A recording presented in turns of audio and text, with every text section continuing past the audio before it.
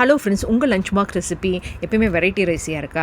ஒரு ஹெல்த்தியாக இருக்கணும்னு யோசிக்கிறீங்களா? அப்போ இந்த வீடியோ கண்டிப்பாக உங்களுக்கு யூஸ்ஃபுல்லாக இருக்குங்க. இது பார்த்திங்கன்னா ஒரு ஹெல்த்தியான லஞ்ச் பாக்ஸ் ரெசிபி தாங்க சொல்லுவேன். இதுக்கு பார்த்திங்கன்னா நான் அந்த கருப்பு கொண்ட கடலைன்னு சொல்லுவாங்க இல்லைங்க, அதாங்க பிளாக் சனான்னு சொல்லுவாங்கள்ல, அதை நைட்டே ஊற வச்சு காலையில் எடுத்து வச்சுருக்கேங்க. ஒரு 3-4 சவுண்ட் எடுத்து ஊற வச்சு பாயில் பண்ணி எடுத்து வச்சுருக்கேன். நைட்டே ஊற வச்சு குக்கரில் போட்டு ஒரு 3-4 விசில் விட்டு எடுத்து வச்சுருக்கேங்க. அந்த தண்ணி கூட நான் வேஸ்ட் பண்ணாமல் எடுத்து வச்சுருக்கேன்.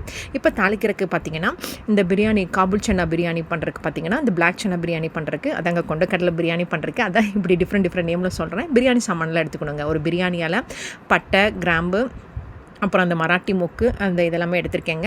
அப்புறம் கரம் மசாலா, மிளகாத்தூள் தாங்க எடுத்திருக்கேன். என்ன அளவெல்லாம் கம்மியாக இருக்குன்னு பார்க்குறீங்களா? நான் லஞ்ச் பாக்ஸ் ரெசிபிக்கு அளவுக்கு தகுந்த மாதிரி தாங்க எடுத்திருக்கேன். உங்களுக்கு அரிசி அளவு ஜாஸ்தியாக இருந்தால் இதெல்லாம் கொஞ்சம் ஜாஸ்தி எடுத்துக்கோங்க.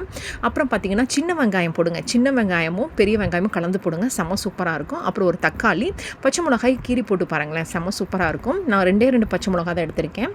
நான் சொன்ன மாதிரி அளவு கம்மியாக இருக்கனால இதெல்லாம் கம்மியாக இருக்குங்க. ஒரே ஒரு ஆனியன், ஒரே ஒரு தக்காளி, பெரிய வெங்காயம், ஒரு பெரிய தக்காளி, அது மேங்களூர் தக்காளி தான் எடுத்திருக்கேன். சின்ன வெங்காயம் பார்த்திங்கன்னா ஒரு 7-8 சின்ன வெங்காயத்தை நறுக்கி வச்சுருக்கேன். அப்புறம் ஜிஞ்சர் கார்லிக் பேஸ்ட்டு, அப்புறம் புதினாவும் கொத்தமல்லியும் போடுங்க. எங்கிட்ட புதினா இல்லாதனால கொத்தமல்லி தான் போட்டிருக்கேன். புதினாவும் கொத்தமல்லி போட்டிங்கன்னா செம்ம சூப்பராக இருக்குங்க. அப்புறம் என்னங்க ரெடி பண்ண வேண்டியது தான். அப்புறம் அடுப்பில் குக்கரை வச்சுருக்கேன். ஒரு table spoon cooking oil add பண்ணியிருக்கேங்க. நீங்கள் எந்த குக்கிங் ஆயில் ஆட் பண்ணுறீங்களோ அதை ஆட் பண்ணிக்கோங்க. அப்புறம் ஒரு டேபிள் ஸ்பூன் நெய்யும் ஆட் பண்ணிக்கோங்க, செம்ம சூப்பராக இருக்கும். அப்புறம் பிரியாணி சாமானத்தெல்லாம் போடணுங்க. போடுறதுக்கு முன்னாடி நான் சொல்ல மறந்துட்டேன், இதில் சோம்பு ஆட் பண்ணியிருக்கேங்க. ஒரு 1/4 டேபிள் ஸ்பூன் பக்கத்தில் சோம்பு, கிராம்பு, அப்புறம் பிரியாணி சாமான் எல்லாமே ஆட் பண்ணியிருக்கேன். இதெல்லாம் போட்டதுக்கப்புறம் ஃபஸ்ட்டு சின்ன வெங்காயத்தை நல்லா கோல்டன் ப்ரௌன் வர வரைக்கும் நல்லா ஃப்ரை பண்ணி எடுத்துக்கணுங்க. அதுக்கப்புறம் தான் நம்ம பெரிய வெங்காயத்தை போடணும். அதுவும் நல்லா கோல்டன் ப்ரௌன் வந்ததுக்கப்புறம் தான் நம்ம ஒன்றா ஆட் பண்ணுங்க. இந்த வெங்காயம் கோல்டன் ப்ரௌனாக வரது ரொம்ப முக்கியம் பிரியாணிக்கு. நீங்கள் எந்த பிரியாணி பண்ணாலும் ஓகே, அதுக்கு ரொம்ப முக்கியங்க. ஸோ இப்போ பார்த்தீங்கன்னா சின்ன வெங்காயம் நல்லா கோல்டன் ப்ரௌன் கலர் வந்துருச்சு. அதுக்கப்புறம் பெரிய வெங்காயத்தையும் போட்டு நல்லா கோல்டன் ப்ரௌன் கலருக்கு நான் பண்ணியிருக்கேன். அதான் உங்களுக்கு காமிச்சிருக்கேன். ஸோ இப்போ இது இப்படி பண்ணிங்கன்னா உங்களுக்கு சாப்பிட்றதுக்கு செம்ம சூப்பராக இருக்கும். அப்புறம் பச்சை மிளகாய் ஆட் பண்ணியிருக்கேங்க. இதெல்லாம் ஆட் பண்ணதுக்கப்புறமா ஜிஞ்சர் கார்லிக் பேஸ்ட் ஆட் பண்ணியிருக்கேன். இதுவும் பார்த்திங்கன்னா ஒரு டேபிள் ஸ்பூன் தான்.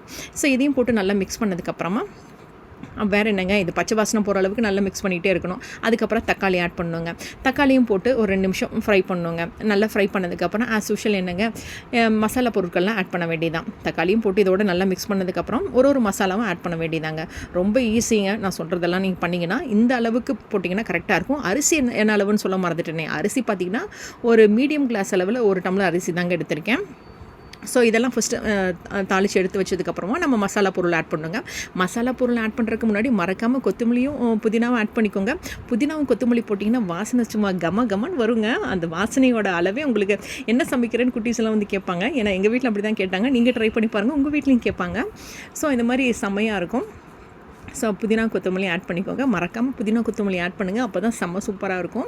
ஸோ இப்போ பார்த்திங்கன்னா இதெல்லாம் போட்டு நல்லா நான் ஃப்ரை பண்ணிட்டேன். அதுக்கப்புறம் என்னங்க ஆஸ் யூஷுவல் மசாலா பொருட்கள்லாம் ஆட் பண்ண வேண்டியதான்.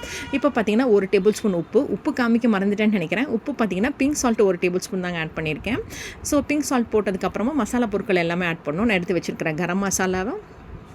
அதுக்கப்புறம் பார்த்திங்கன்னா மிளகாத்தூள் எடுத்து வச்சுருந்தேன். பார்த்திங்களா, மிளகாத்தூள் பார்த்திங்கன்னா நான் ட்ரை சில்லி பவுடர் தாங்க ஆட் பண்ணியிருக்கேன். அதுவும் பார்த்திங்கன்னா 1/4 டேபிள் ஸ்பூன் தான் ஆட் பண்ணியிருக்கேன். ஏன்னா பச்சை மிளகா, கிராம்பெல்லாம் இருக்கிறனால மிளகாத்தூள் கம்மியாக தாங்க ஆட் பண்ணியிருக்கேன். ஸோ இதையும் போட்டு நல்லா மிக்ஸ் பண்ணி விட்டுக்கோங்க. ஒரு 2 நிமிஷம் அப்படியே மிக்ஸ் பண்ணி விட்டே இருங்களேன். மிக்ஸ் பண்ணி விட்டதுக்கப்புறமா நம்ம பாயில் பண்ணி வச்சுருக்கிறேன் இந்த கொண்டக்கடலை போடணுங்க. மறக்காமல் அந்த கொண்டக்கடலையை பாயில் பண்ணி முன்னாடி எடுத்து வச்சுருங்க, சாதம் பண்ணுறதுக்கு முன்னாடி. அதுதான் மெயின். 3 சவுண்டு விட்டிங்கன்னா அல்லது 4 சவுண்டு விட்டிங்கன்னா கரெக்டாக இருக்கும். ஸோ இப்போ இதெல்லாம் போட்டதுக்கப்புறம் நான் சொன்னேன் பார்த்திங்களா, ஒரு மீடியம் கிளாஸ் அளவில் 1 டம்ளர் அளவுன்னு சொன்னேன்ல. ஸோ அதுக்கு தான் அரிசி எடுத்து வச்சுருக்கேன். ஸோ மீடியம் கிளாஸ் அளவில் 1 டம்ளர் அரிசி எடுத்து வச்சுருக்கேன். அந்த அரிசியும் போட்டு நல்லா மிக்ஸ் பண்ணிக்கோங்க. மறக்காமல் அரிசியை நல்லா 2-3 தடவை கழிஞ்சிட்டு யூஸ் பண்ணுங்கள். நல்லா வாஷ் பண்ணிட்டு யூஸ் பண்ணுங்கள். இப்போ பார்த்தீங்கன்னா 1 டம்ளர் தண்ணி ஊற்றுறேன். என்னடா ப்ளெயின் வாட்டர் யூஸ் பண்ணுறேன்னு பார்க்குறீங்களா? ப்ளெயின் வாட்டரும் யூஸ் பண்ணுங்க. அந்த காபுல் சன்னா வேக வச்சு அந்த தண்ணியும் யூஸ் பண்ணுறேங்க. ஏன்னா அது ரொம்ப திக்காக இருந்துச்சு, அதனால தான் அதுவும் மிக்ஸ் பண்ணி ஊற்றுறேன். ஸோ அரிசிக்கு 1க்கு 2 டம்ளர் தண்ணி ஊற்றிருக்கேன். இதுதான் என்னோடய அரிசிக்கு சரியான தண்ணி அளவுங்க. உங்கள் அரிசிக்கு என்ன தண்ணி அளவோ அந்த தண்ணி அளவு ஊற்றுங்க. மறக்காமல் இந்த கொண்டக்கடலை வேக வச்ச தண்ணி ஊட்பாருங்க, செம்ம சூப்பராக வரும். இது ரொம்ப ரிச்சாகவும் இருக்கும். அப்புறம் என்னங்க, மறக்காமல் குக்கரை மூடுறதுக்கு முன்னாடி டேஸ்ட் பண்ணி பார்க்குறதுக்கு ஒரு கரண்டியில் எடுத்து வச்சுக்கோங்க. அதுவும் நல்லா ஆறுனதுக்கப்புறம் குடிச்சு பார்த்தீங்கன்னா உப்பு காரம் என்ன அளவுன்னு கரெக்டாக தெரியும். அப்புறம் ப்ரெஷர் வந்ததுக்கப்புறமா வெயிட் போடுங்க. வெயிட் போடுறதுக்கு முன்னாடி மீடியமாக வச்சுக்கிட்டு போடுங்க. அதான் ரொம்ப நல்லது. மறக்காமல் எத்தனை விசில் விடணும்னு சொல்ல மறந்துட்டேனே, ஒரு 1 அல்லது 2 விசில் விடுங்க. 2 விசிலுக்கு மேலே விடவே விடாதீங்க. ஏன்னா ஏற்கனவே நம்ம கொண்டக்கடலை வேக வச்சுருக்கோம் 3 விசிலில். ஸோ அதனால் இப்போ வந்து பார்த்திங்கன்னா 2 விசில் தாங்க நான் விட்டேன். செம்ம சூப்பராக வந்துருச்சு. கம்மன்னு இந்த கொண்டக்கடலை பிரியாணி செம்ம சூப்பராக வந்துருச்சுங்க. இந்த பிளாக் சன்னா பிரியாணி செம்ம சூப்பராக வந்துருச்சு. டிஃப்ரெண்ட் நேமில் சொல்கிறேன்னு பார்க்குறீங்களா? எல்லாருக்கும் புரியணுக்காக தான் சொல்கிறேன். செம்ம சூப்பராக ரெடி ஆகிடுச்சு. இப்போ ஒரு பிளேட்டில் வச்சு சாப்பிட்றேங்க. சும்மா சொல்லக்கூடாது, அந்த வாசனையே கமகமன்னு இருந்துச்சு. பிளேட்டில் வச்சு சாப்பிட்ணுன்னு ஆசையாக இருந்துச்சு. செம்ம சூப்பராக ரெடி ஆகிடுச்சுங்க. ஒரு ஹெல்த்தியான லஞ்ச் பாக்ஸ் ரெசிபி.